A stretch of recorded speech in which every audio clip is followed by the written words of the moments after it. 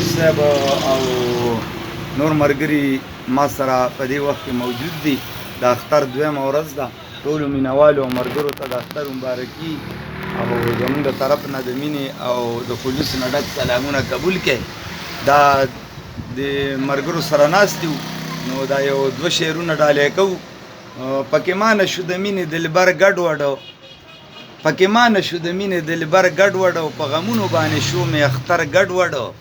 لکه زه چې ستا په غم کې ګډوډ ګرځم، داسې حال کې لیوني وي اکثر ګډوډ.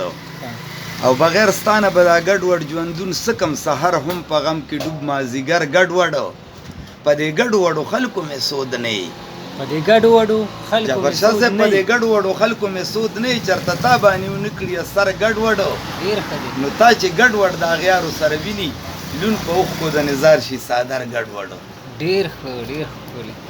ټولو ملګرو ته زموږ د طرفه د وړوکي اختر ډېر ډېر مبارک شه. مننه جي.